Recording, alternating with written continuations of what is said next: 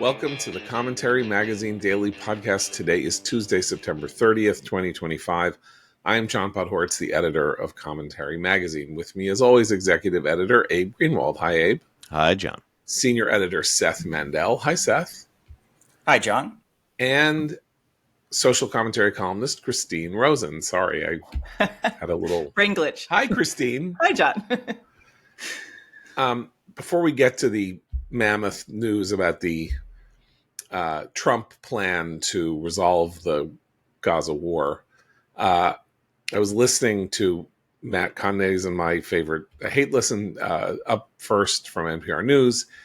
Of course, big story domestically today, aside from the coming looming shutdown of the government, which will apparently happen at 12:01 tomorrow morning, or 12:01 tonight, however you want to slice it, is the fact that America's generals are all convening near Quantico, Virginia, for a meet with the Secretary of Defense, and the president is also going to show up.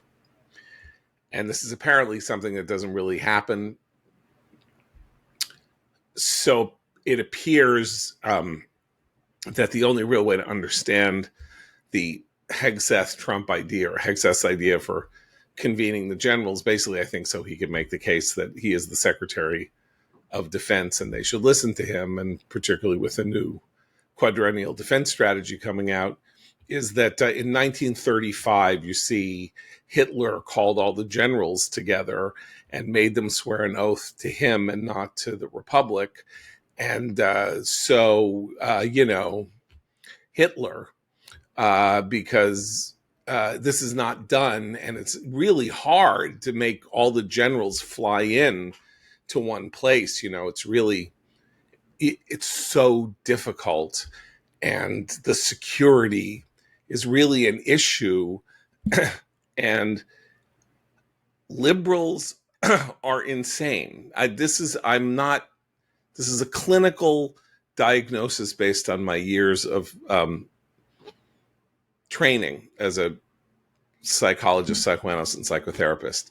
They all need to go into a sanitarium, because that it is not done for all the generals to be convened in one place to have a one-day meeting with the Secretary of Defense does not mean that there is anything wrong with convening all the generals to have a meetup with the Secretary of Defense, and assuming that the reason that you're doing this is to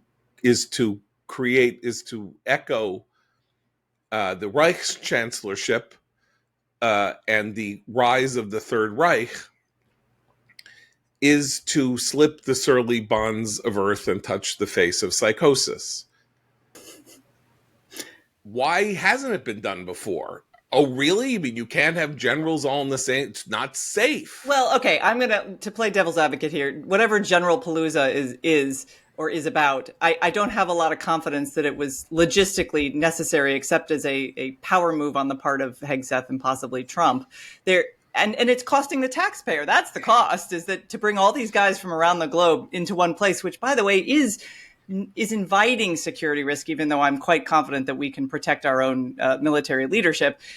We know that this is not always a good thing to publicize. And so it's obviously some show of the administration's power. Will it be useful? Who knows? But what it's all about and why they have been talking about it, the press has been talking about it, suggests to me that there is some sort of dramatic moment. I think it's also going to be televised. Hegseth loves to see himself on television. So whether it actually results in something useful for the military, I will withhold judgment to see what General Palooza is all about. But I can't imagine that it's of strategic importance to every general who's had to stop what they're doing in whatever region of the world they're in and come here.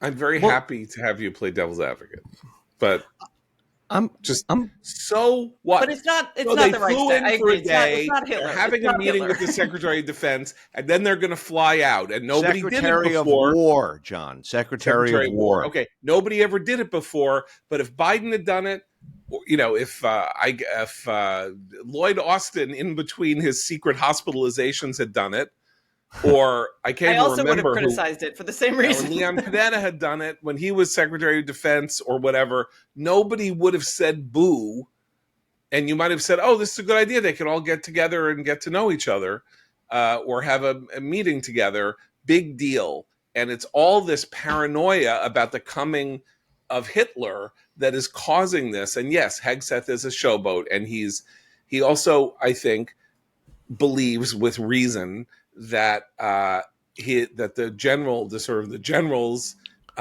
think little of him, and that he's gonna march around and say, pay attention to me, I'm your boss. And that's whatever it is. Maybe it's good, maybe it's bad, it's going to cost the taxpayers money, it's a show of power. Again, like, big deal. That's all I'm saying. Big effing deal. Abe?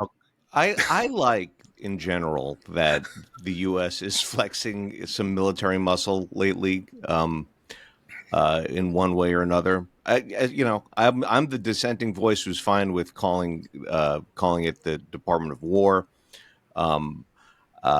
We are taking a tougher stance, reportedly, on Venezuela. Trump is obviously backed Israel to the hilt.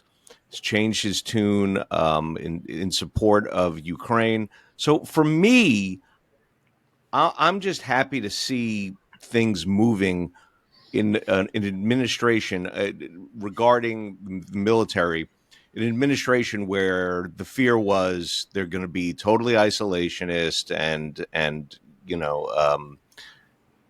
not interested in engagement. Not that this is engaging with the world. This is here, but either way, I'm sorry, there is another audience for all this stuff abroad, and I think they should take note.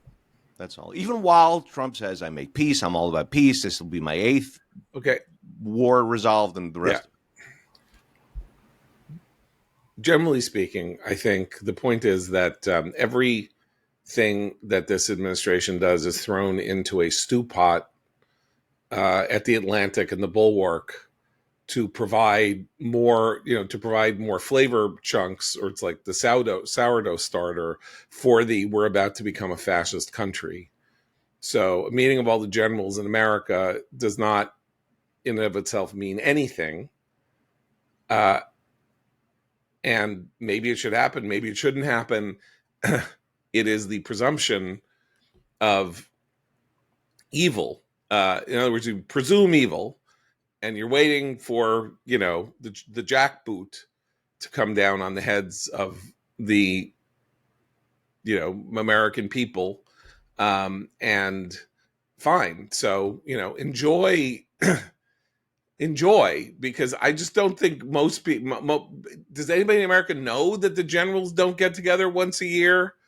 Like every other organization has the senior executives get together once a year to like do trust exercises and hit each other with encounter bats and have an ideation session with a whiteboard, and they are. Now I'm picturing each of the generals falling backwards into the next general's arm, like a row that's of very dominoes. important. Like someone from the Air Force should fall back in a trust exercise with somebody from the Navy, because they have they're not going to catch each other. There's a lot of beef, power rivalries among the generals too. This is now the other thing that we're hearing is that they're drafting the Quadrennial Defense Review, which is the American military strategy that is issued by every administration, and that it's different. It has a different set of emphases, more turn to Asia, less emphasis on Europe, a couple of other things, and that there are arguments inside the administration between the chairman of the Joint Chiefs of Staff, General Raising Cane, and Hegseth, and Elbridge Colby, who is apparently drafting the QDR, or the National Defense Strategy, or whatever you want to call it.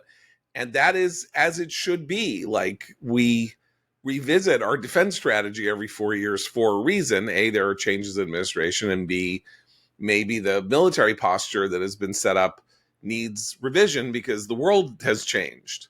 And particularly, and I can't even believe I'm saying this, but if there is an idea of de-emphasizing Europe to some extent to turn your attention south, right, to the drug interdiction stuff, or to China, and all of that, and to de-emphasize Europe, part of that could be acceptable based on the response of Europe to stepping up to its own defense in relation to Ukraine. If Europe is actually doing this and taking a larger role, then we don't have to be as numerous and as central in the European theater, even if that's only symbolic. Now, maybe I'm wrong, and maybe I'll have my friends, Fred Kagan and others, tell me that I'm insane and all of that. But I'm just saying, having the conversation about changing the defense posture of the United States is what happens at every think tank every day among people. But that's important because this comes in the context of a Defense Department that gutted its Office of Net Assessment, that gutted a lot of its long-term strategic planners who had that sort of wealth of information and knowledge and could contribute to a discussion of, if we're going to make a major pivot to Asia and change our posture towards Europe and the threat of China. These folks have been studying this for decades, and they completely eliminated those positions. So when Hegseth came into the Pentagon, he destroyed a lot of that institutional knowledge on purpose, arguing that it was, for all the reasons that MAGA argues that institutions need reform by revolutionary means. That was the argument. Now, is it correct? We don't know. So it'll be very interesting to see that if Elbridge Colby is the one devising this plan, he's got a lot less strategic experience than some of the people who'd been there for a long time through multiple administrations, both Democratic and Republican. So I think healthy skepticism, as you say, is perfectly appropriate, but we should understand Hegseth's changing administration policy within a larger context of some of the institutional knowledge that the Defense Department in particular has lost. Okay, but now to bite back at you, Lloyd Austin and the senior leadership under Biden said that their chief purpose in how they were going to administer and run the Pentagon was to make it a more equitable institution that would elevate people of color and LGBTQ people. And but I'm talking about like the last important aspect of what they did. I'm talking about 50 years, not just the previous woke. I agree with you on the woke stuff. Totally. Okay. But I'm just saying that Hegseth was not operating in a vacuum. And the idea of changing America's defense posture when the posture of the previous administration, which pulled out of Afghanistan and refused to give either Israel or Ukraine the proper tools to fight the wars that we supported against enemies that we believed were unjustified and needed to be defeated, because the Defense Department was obsessed with basically some form of numerical quota system that is illegal, without saying that they were obsessed with numerical quotas, and creating a revolutionary condition inside the military to make it look more like America, which is fine. But as Hegseth's entire career as a pundit was in contradistinction to this, right? We have a military to fight and win things, and not to, enact social justice in a parallel to the U.S. population, to the extent that we harm our readiness, as we certainly did when the Army was segregated, or when it did not take sufficient advantage of the skills of women who might be able to do wonderful things in the military, that sort of thing. Then that's one thing. But to do it, just to do it, to reflect the progressive concerns of an increasingly ideologically driven Democratic Party, that's maybe part of the corrective that he's summoning them to talk about. But whatever, he's not my favorite cabinet secretary, and it may all be stupid and all of that. But like when I heard the 1935 Hitler meeting mentioned on an NPR broadcast this morning as the explanation for why Hegseth might be calling all the generals together, I thought it was a moment to defend Hegseth a little bit, and that's all. But look, maybe I'm going to be marched into a camp in a year, and I'll say, "Ooh, I shouldn't have said that. Oops, I got it wrong." But you know what? I kind of doubt it. Sorry. Right, I'm preparing the bunker. Don't worry, out in the hills of West Virginia. Okay, good. All right. Okay. So that's me. Now, Trump and Netanyahu in the Oval Office, 20 point or 21 point. I can't tell. Some people say 20, some people say 21. This is like year zero things. Like, are we counting policy point number 1 is 0 and then going to 20. I don't know. It's not clear. 20 or 21 points to end the Gaza war. I'm going to read you a tweet from Peter Baker of the New York Times, the dean of the White House press corps. Though I remember him when he was like a 21-year-old whelp working at the Washington Times, which he will never tell you that he worked at the Washington Times because it's not good for his image. But that's where he made his bones as a reporter. Trump casts his plan for a ceasefire in Gaza as a landmark deal to bring peace after 2 years of catastrophic violence. But in reality, it was more of an ultimatum to Hamas, right? Luke Ward, Broadwater, and Sean McCreesh. But in reality, it was more like an ultimatum to Hamas. Yeah, Hamas has basically lost this war, or is on the verge of losing this war that it started through mass murder and rape and hostage kidnapping. And you know how you end wars properly? When people are on their back foot and are like bleeding to death and dying and being bombed, you give them ultimatums. He thinks this is an attack on Trump by saying, you see, he's not being fair to Hamas. He's not being fair as a negotiating partner to deliver Hamas an ultimatum. We didn't negotiate fairly with, let's go back to their favorite analogy, Hitler. Did we say, okay, come out of the bunker. Let's have a nice meeting. Come on. We're all friends. At the end of the day, we're all friends here. Okay, I just thought that it was an incredibly revealing tweet about where the mindset is of the world of people who have gone so morally sideways when it comes to the purpose, meaning, and effect of this war. Yeah, I mean that the Hamas is treated as the way we treat Qatar. That's been the result of our sucking up to Qatar the way we have, is that they represent Hamas, and so Hamas and Qatar are sort of treated the same way. And so it's like, just like Israel shouldn't try to assassinate Hamasniks in Qatar, I guess it also shouldn't try to assassinate Hamasniks in Gaza or whatever. But that's been unfortunately one of the side effects of treating Qatar like this legitimate playmaker on the world scene, when they don't know, they don't have the capacity to do this. This is watching Qatar has been like watching a 7th round quarterback start game 1 for the Jets. Like, welcome to the NFL. And this is that. Why not? They could use that. Yes, they could use it. The Jets could start you, Seth, and you would do better than Justin Fields. Couldn't do worse. Night. Yeah. Okay.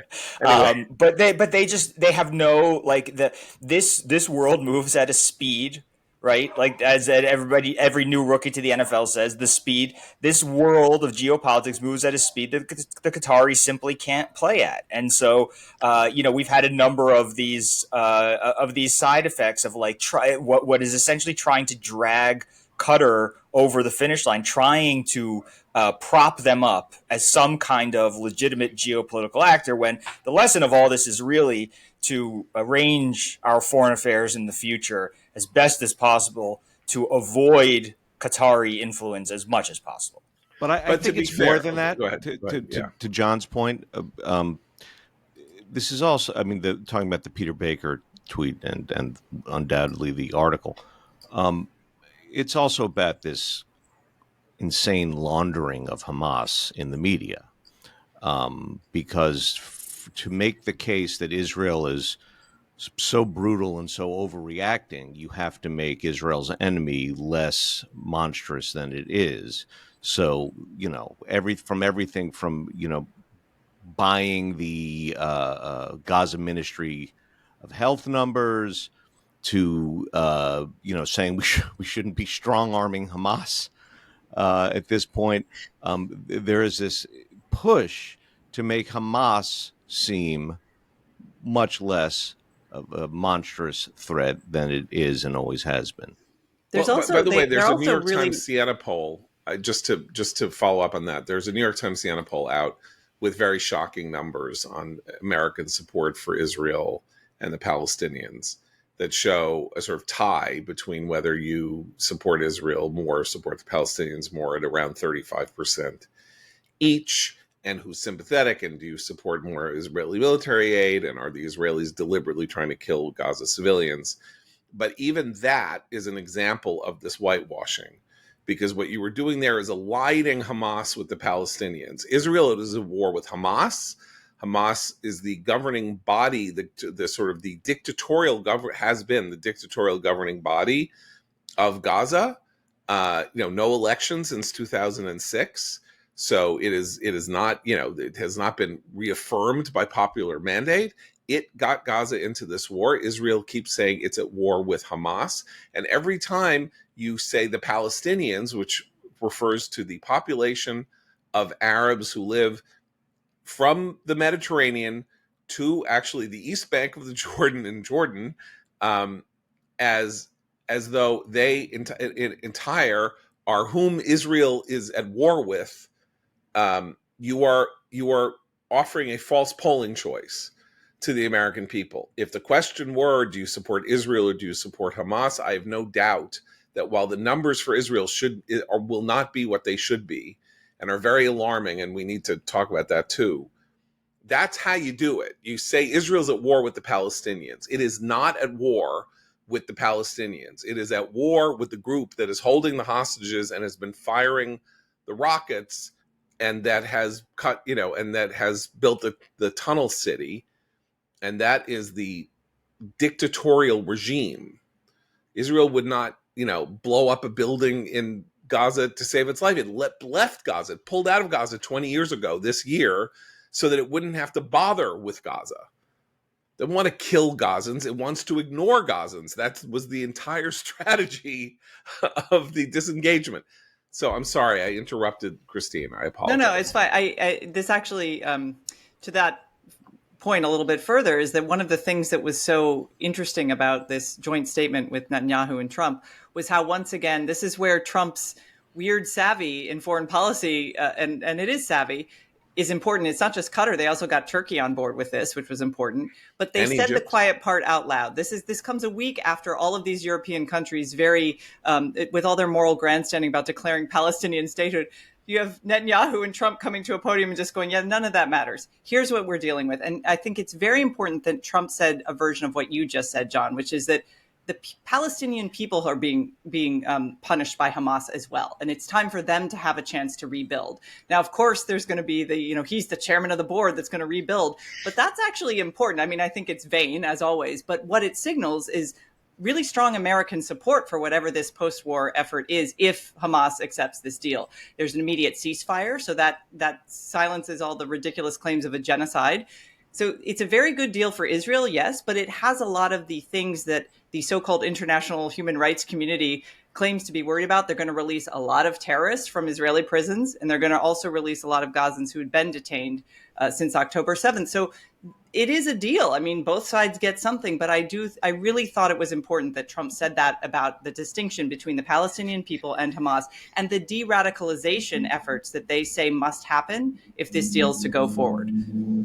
At the same time, he did say they elected Hamas, which I thought was interesting. He said, let's remember how this all began. Mm-hmm. And he said, they elected Hamas and Hamas did this. And that was, I thought that was an interesting place to start, because it was Trump basically saying, look, you can't have it both ways. You can't say that this is just, Hamas is not the Palestinian people, and also that Israel is at war with the Palestinian people. You have to choose. This is the normal conflict setup is, here's a territory, it invaded another territory, and it turned out to have been an enormous mistake to have invaded that other territory. Gaza invaded Israel. Israel punished Gaza. That's what happened. And everybody throughout this war has taken such great pains to say, well, Gaza didn't invade Israel. Gaza didn't attack Israel. It's Hamas. As if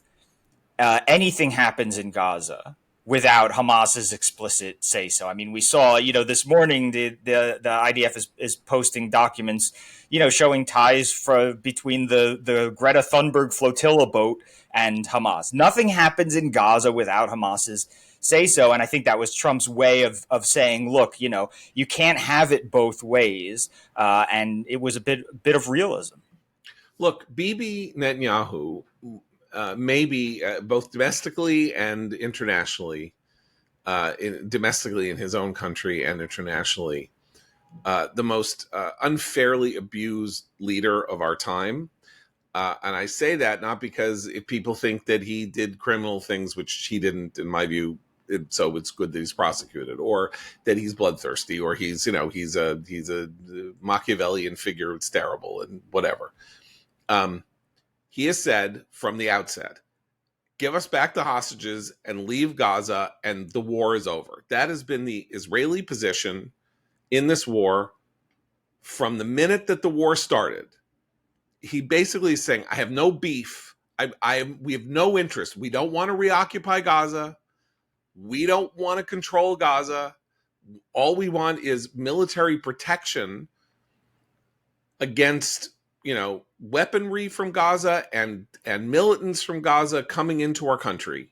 And we will do what is necessary to do that. This plan features essentially a buffer zone that Israel will control probably permanently, to cutting in a mile or a mile and a half into Gaza from the Mediterranean in the south on the Egyptian border, all the way around the Strip to the Mediterranean again. So that is Israel's territorial demand, is for it's not a demilitarized zone because they're going to have standing military there, but they don't want Gaza.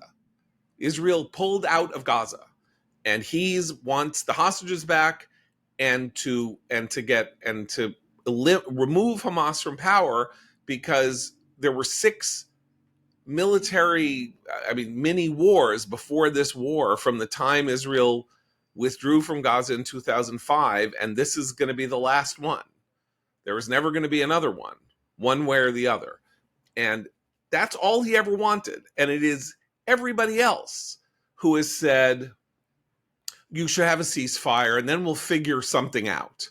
It's like, we can't just have a ceasefire because they're firing rockets. They'll fire, then they fire rockets at us and we go back in. They have our people. They have a tunnel city. If they're not removed, they'll go back to being a threat to our people. They murdered 1,200 and they injured 3,500 people basically in a single morning. And this isn't going to happen again. This Trump plan is that announcement that Bibi made in, November of 2023 about what would happen at the beginning of the war, the terms to end the war. So in that sense, we have now spent close to 2 years to get back to par. And imagine a world in which Egypt and Turkey and Qatar and Indonesia and other countries in the world had lined up behind what Trump lined up yesterday, instead of doing let's see how this goes. This will be fun. Let's have worldwide anti-Semitism, and let's have, Israel do things that will make it look terrible in the eyes of everybody and scream genocide and scream famine and all of that. That world in which the Arab, in which sort of like the leading countries of the Arab world turned on Hamas and said, you better get the hell out of there. I know that Iran is now hurting, and Iran was its proxy, and they would have then been at war with Iran, would be a different world. Israel's view has not changed. Israel's stance has not changed. Israel's goal has not changed. What's happened here is that Trump has now said, this is the American goal.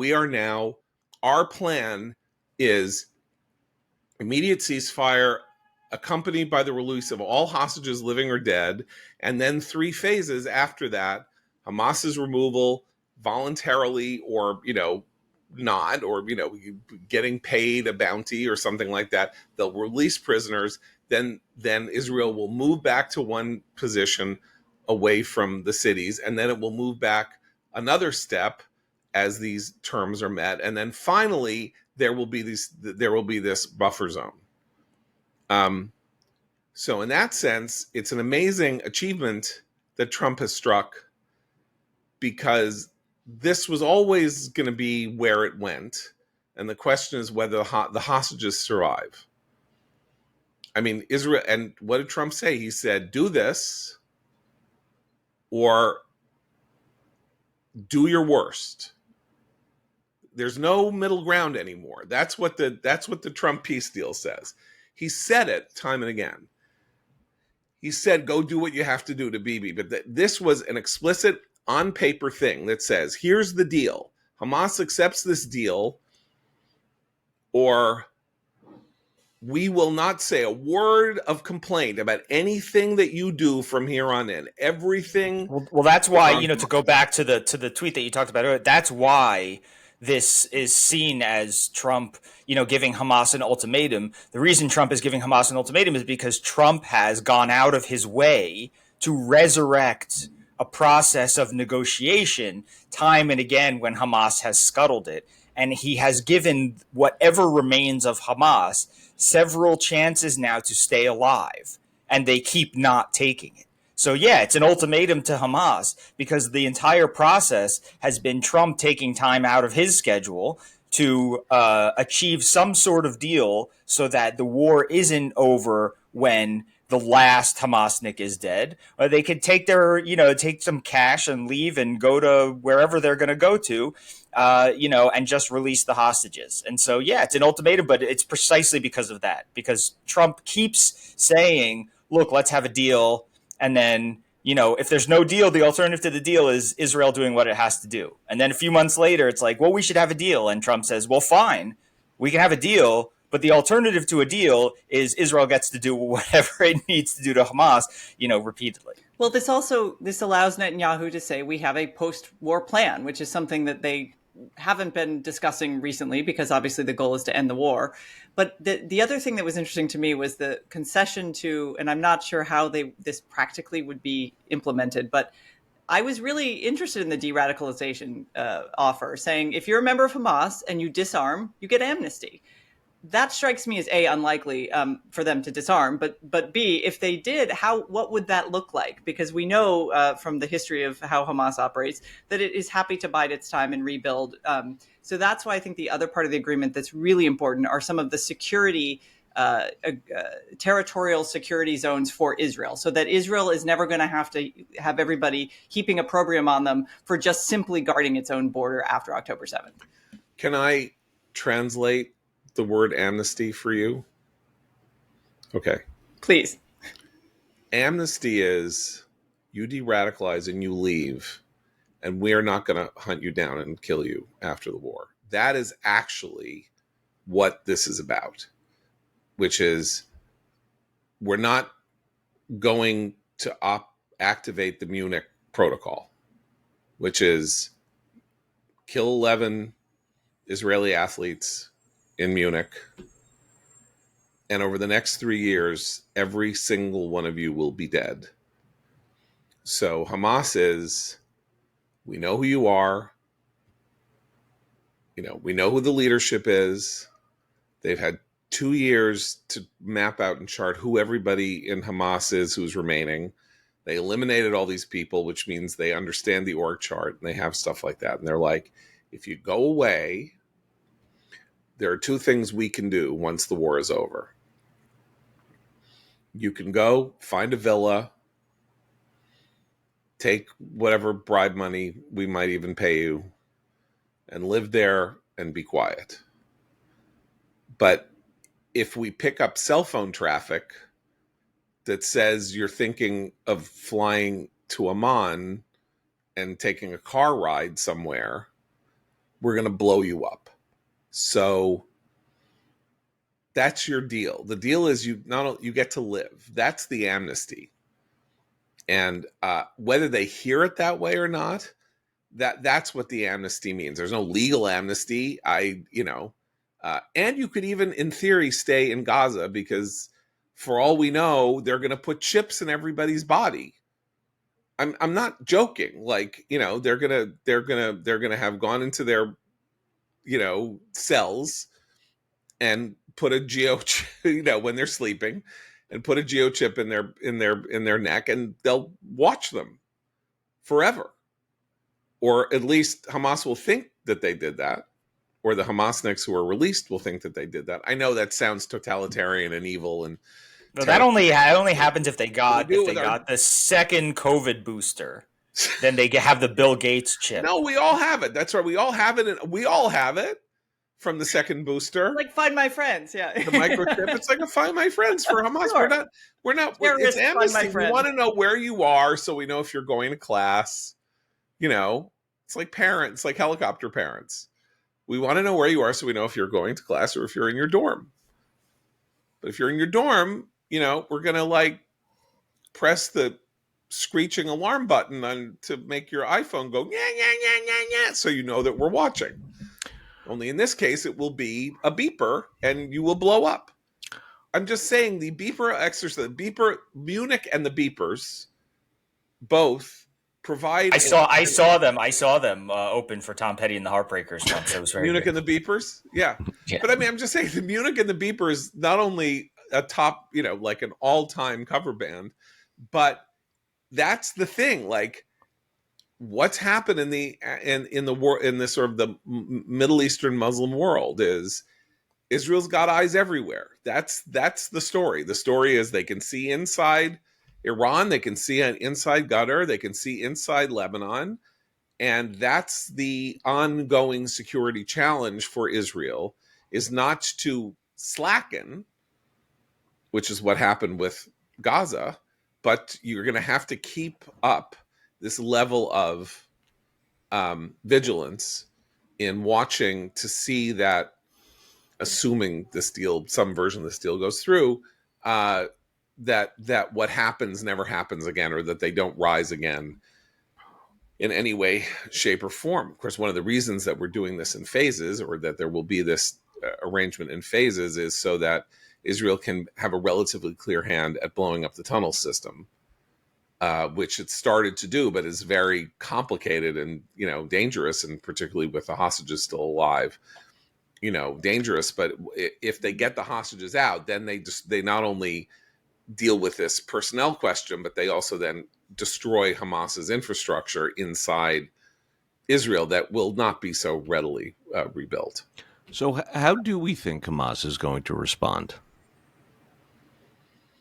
Well, okay, so my sister, just to give you an example, my sister, who is a very, is what we call a right wing, but not, thinks they'll say no.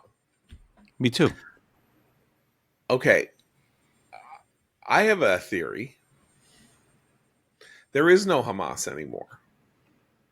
How about this theory? That there's Hamas. I mean, there's like scattered members of Hamas, and there's Hamas that's in Israeli jails, by the way, which is what's really important, because they have all these people in jails, and as we know, the leadership of Hamas reconstituted itself and led to the building of the tunnel system and the war in 2023, not based on indigenous Gazans rising up in the political ranks, but from prisoner release, the Sinwar brothers, after Yahya Sinwar having been, cured of his cancer by Israel. So there's them, right? So they could reconstitute Hamas once released. Although, as I say, Israel will know where they are at all times for the rest of their lives. So, I don't think that's really necessarily a threat. Israel has been moving, the advance in Gaza has now been, or sort of the military operation in Gaza has now been on for a couple of weeks with no resistance whatsoever.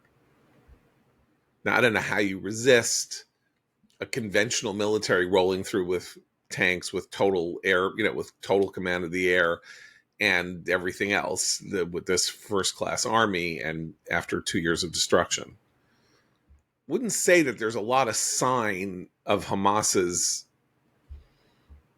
potency, except for the fact that every now and then somebody takes a collaborationist and breaks his leg or shoots him on camera or something like that for taking food maybe there is no Hamas anymore. Maybe the guys who are sitting, as Amit Segal says in his newsletter today, who are in Qatar, but are basically, according to Israeli intelligence, locked inside their hotel rooms. But Like Qatar isn't. somebody has the hostages in Gaza. So the hostages, Mostly, Hamas is already getting messages, excuses saying that they lost track two of of them. We lost two. so and so. Haven't you ever lost anything? They lost a couple. Theoretically, the hostages are being held in separate. Fair. So I'm not saying there's no Hamas. So there are 20 Hamasniks who are holding 20 hostages, or they've farmed them out to these apartments where they're living like slaves to evil people. I'm saying there may be no Hamas in the sense that who's the boss of Hamas? We know who the people are that weren't killed in Qatar, supposedly. But so maybe there is no deal because there's no one to make a deal with. And then the question just is, Qatar says there's a deal. Hamas says the war is over and they're going to release the hostages are being released.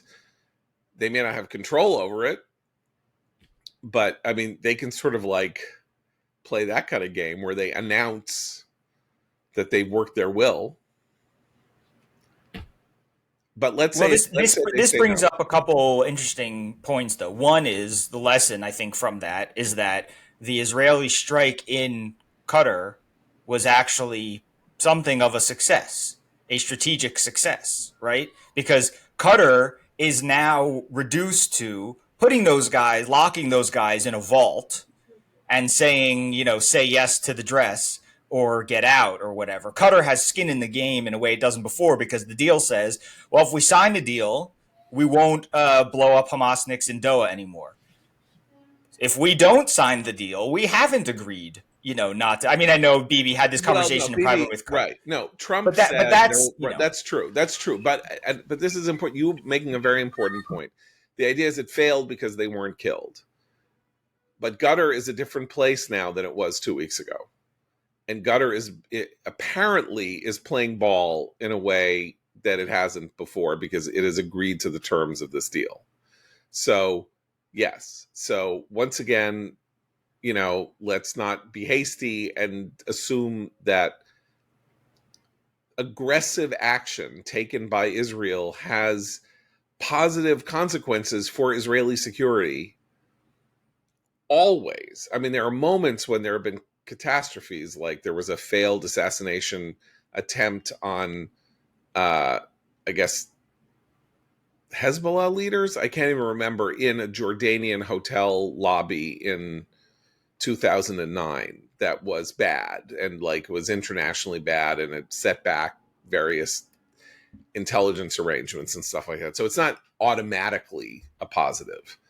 Yeah, it was against Mashal. It was against Hamas. It was a Hamas attempted assassination of the Hamas leader, right? And it failed, and obviously Khalid Mashal, they had to give him the antidote, right? Right. That's right. Yeah, it's such a crazy story that, of course, I forgot the details because I'm getting old. But I'm saying it's not that it always works. But in the last 2 years, Israel's saying we are, we feel ourselves to be relatively unlimited, and even, by the way, the apology to Qatar, if you read the readout of the phone call, is, we're sorry we killed your civilian and we'll never do it again. But we didn't want to kill the civilian anyway. But we appreciate, and we're going to pay restitution, and we're really, really sorry that we killed your civilian. It's not like we violated international law, we did a terrible thing, we violated your sovereignty. It's an apology without being that much of an apology. And the fact that Qatar accepted it and thanked Trump, and Trump thanked Qatar, and Bibi said he was thanking Qatar, whatever, itself, along with the Erdogan agreement, Erdogan, of course, being an out-and-out enemy of Israel now for almost 20 years, saying he wants this over with, and Sisi in Egypt saying he wants it over with. The one thing that I will mention that is a little upsetting, or to me, is that there was no mention of the Houthis or doing something about the Houthis. Like, this is very focused on Hamas and Gaza, which is because Trump's saying we're going to make peace in the Middle East. Like, there hasn't been thousands of years. This fight has been going on thousands of years, and I'm ending it. Well, I mean, it's not the same fight and all that, but the fight won't be over if the Houthis continue to fire. Israel's going to be at war with the Houthis, not with Yemen, for the foreseeable future. They're the last extension of the Iranian military arm, and they are firing rockets twice a week, or drones or whatever, and so that was left out of the calculation. Okay, let's move on to Trump and what he said. Bibi said, President Trump, I've said it before, you are the best friend Israel has ever had in the White House. And then he said, and it's not even close. And is that ever true? So haters can hate and lovers can love, and people can say all this stuff. I've never heard that was I mean, without the Department of Peace and all that stuff, what Trump said could have been an article in Commentary. Seth could have written that article as a blog post on Sunday. Seth is Trump's amanuensis is not what I had on my bingo card. I know. What I mean is, he basically said Israel is in any way, shape, or form at fault for anything that it has done. And he did not bring up famine. He did not bring up genocide. He did not say there's been too much killing. He didn't say Israel has gone too far. He did no balancing. Basically said, Palestinians elected Hamas. Hamas attacked Israel. This has been going on too long. It's thousands of years. I'm ending it. Here's how it's ending. Bibi's a great guy. Sisi's a great guy. Erdogan is a great guy. The prime minister of Qatar is a great guy. The emir of UAE is a great guy. Mohammed bin Salman is a great guy. But, Bibi is really the greatest of the guys because he's the one who's standing next to me. I mean, it is an absolutely astounding thing to see. He also, the way he said it was, he's a warrior, and it's it's hard for him to, he knows war, he knows how to fight and all this stuff. And now it's time for peace, but he's a warrior and Israel's lucky to have him or whatever. We said Bibi could have written that. It is hilarious because Bibi is not a warrior. That's a total misunderstanding of what Bibi is. One of the reasons that Israel is in this situation that it's in is that Bibi was not enough of a warrior and did not do enough to prevent Hamas from becoming what Hamas became, and was lost his focus, as did most of Israel. But that's the highest value that Trump can put on Bibi to do this. And what he also said, though, by the way, that Seth could have written, is that if Hamas doesn't accept this offer, that he supports Israel doing whatever it has to do to end the war, to win. I mean, he has said over the course of this second presidency, I'm worried about the food, I'm worried about this. There's too much killing. That's what I'm saying. Very striking that there was literally no rhetoric used except we want to end this war. And I think it's important. And again, I think Bibi is an incredibly maligned figure. And I just said that, history will judge him for having been the leader of Israel for 15 years in which he did not take care of business with Hamas, and thus forced this war to happen, and that's going to be the stain on his legacy. But he doesn't want to be fighting this war. There is a psychosis among Americans who hate him and Israelis who hate him, who seem to think that he likes the war and it's good for him domestically, and that he likes it and he wants to kill Arabs, he wants to kill Palestinians, and he doesn't care about the hostages and all of that. And like I said, this is the deal that he wanted in November of 2023 that he may get in October of 2025. And, he accepted every single term. He has accepted every single thing that Americans from Biden to Trump have put before him. When they say don't do X, he doesn't do X. If it's Biden, he doesn't do it. If it's Trump says there needs to be more food, they work to set up the Gaza Humanitarian Foundation. If Biden says more food, they let the UN bring in the trucks that are then stolen for Hamas, and they're still, criticized for leading to starvation. Bibi has spent 2 years conceding. It's like, whatever you say, guys, like, you're our friends, you're our only friends. We need your weapons and we need your support, and I'm here. And that's real. It's not like he's doing this because he's doing it because he understands tactically, strategically, like the alliance with the United States is the crucial thing for Israel's continued survival. And he has done what was asked of him, and that did him absolutely no favors with the Biden people, and has done him great favors with the Trump people. Well, and as aren't looking at him and saying, "Oh, he's one of those intransigent Jew boys." These stiff-necked. Who will rid me of these stiff-necked? I hate. Every American president is like hated every Israeli prime minister, except for Clinton and Rabin, because it's like, why don't you just give the Palestinians a state? I can't do that. Oh, they're so impossible.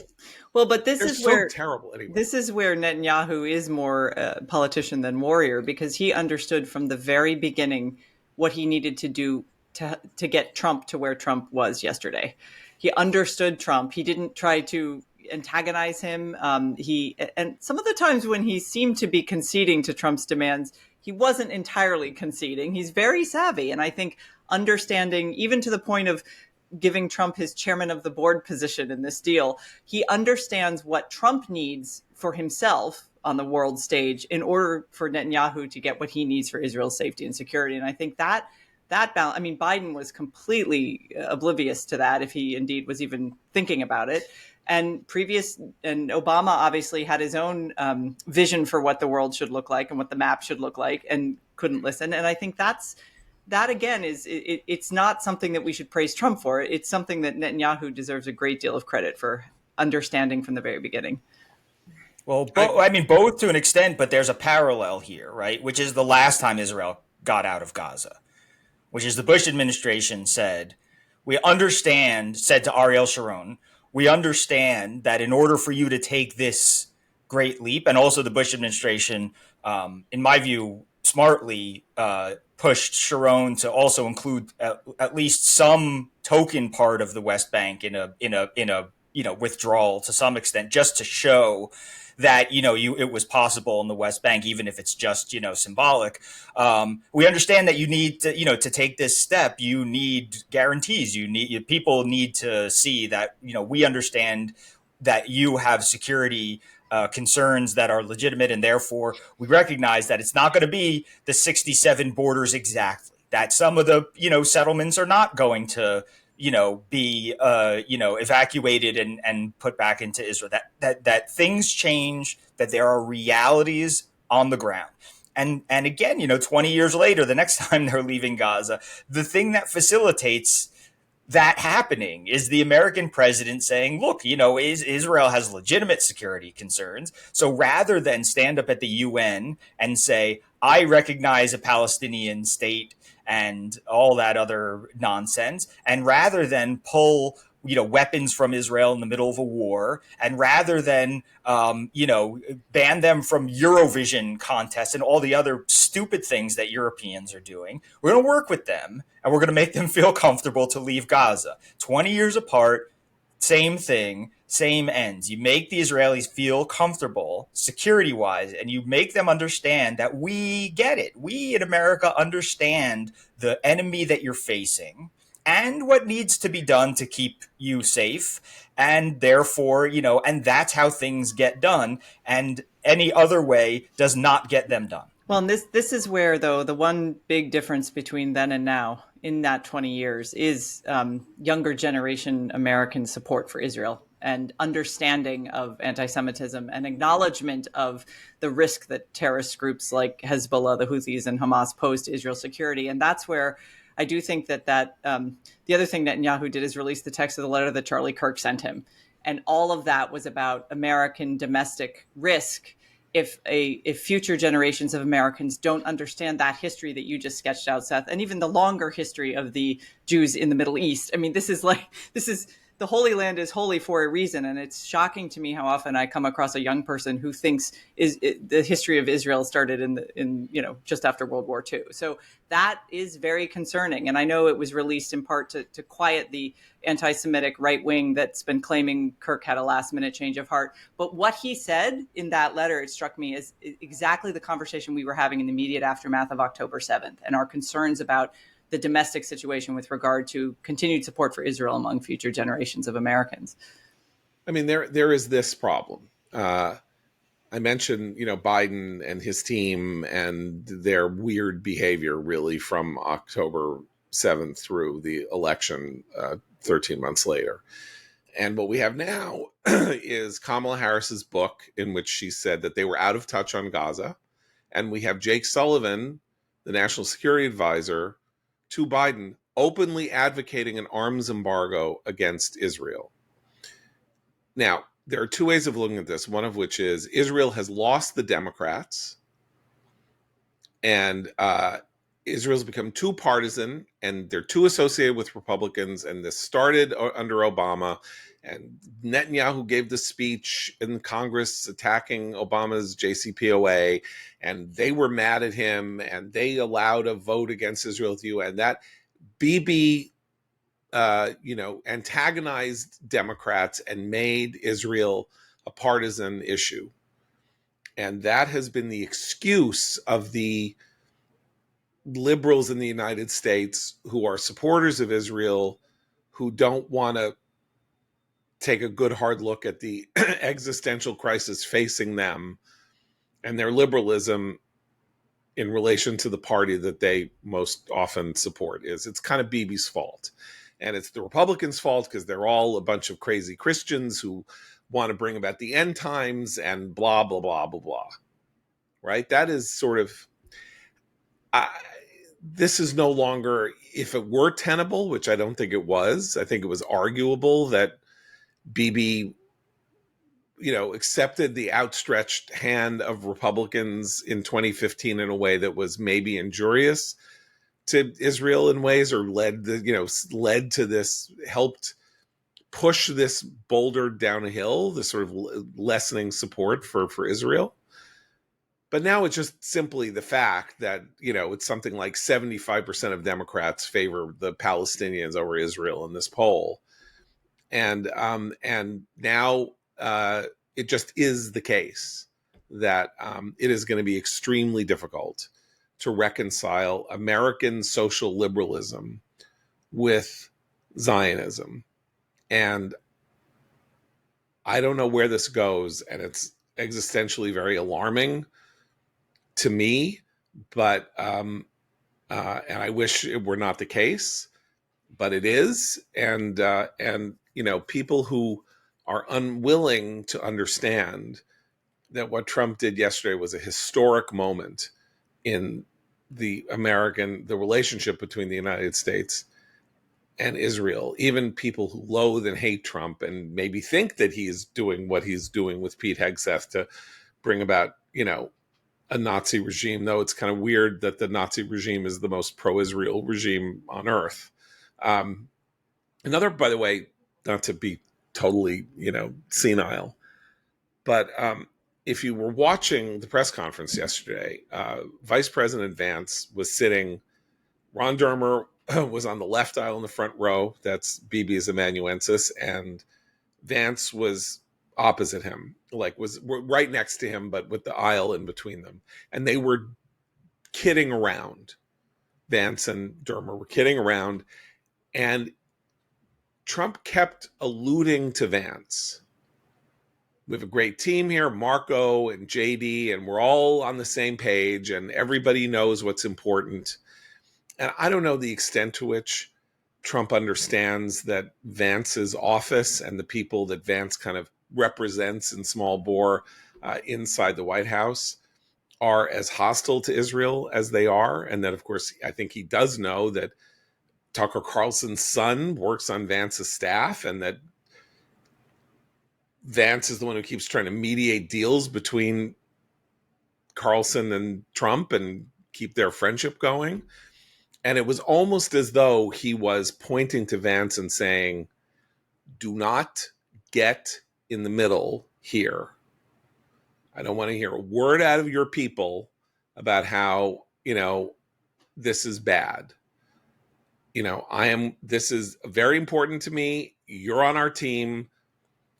Maybe even go sell this to your bunch of psycho anti-Semitic pieces of shit that you cater to and speak to on the phone, in between their doses of Thorazine. Don't go there anymore. He won't sell this to those people. He's biding his time for his own electoral ambitions in the future, where he is going to rely on those very same people to rally troops for him. But at least, but he'll sell it. He'll sell it on Twitter. He will tweet something about this on Twitter, yes. And therefore he will be written. He will have written something publicly in his name backing the deal, and that will be enough for Trump for now to show. Yes, everybody said so at the time. They all said this is a great deal. Or he could just not, he could just basically go to ground on this matter and not play, which is also what appears to have happened with Ukraine in the last 2 weeks. I'm not hearing a lot of screaming about Ukraine since Trump said, Zelensky is brave and, maybe they should win. These political realities change based on certain kinds of circumstances. And anyway, it's a remarkable day. Abe thinks, okay, so Abe, quick round. Hamas will say no, right? Correct. Okay. Seth, what do you think? Yeah, I think Hamas will probably say no, but I think it's put into place in the stages that it is because it's already essentially being implemented. So that means the hostages come home. That's move number one, according to the deal.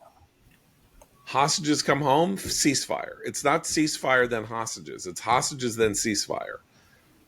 Ceasefire 72 hours after the hostages are returned. So I have no idea. I'm not even going to, Christine, you can guess. I have no idea. The hostages are their only leverage. That's it. That's all they have. I doubt, and they are a death cult.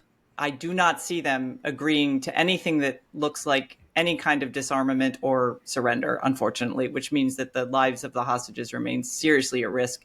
But it is a sign that debate about allowing them to continue and release a hostage here and there, and this going on and on and on, that period has ended with this announcement, I think. But I have nothing but terror and fear for the fate of those hostages. One final thought here in relation to this is that if you start things in motion, one of the things that the Israelis need is better intelligence on where the hostages are. And so even by making this an issue that Hamas has to deal with, the possibilities that communications will start flowing as Hamas said, we need a ceasefire because we lost 2 of the hostages. We don't know if they lost 2 of the hostages or what. That's ridiculous.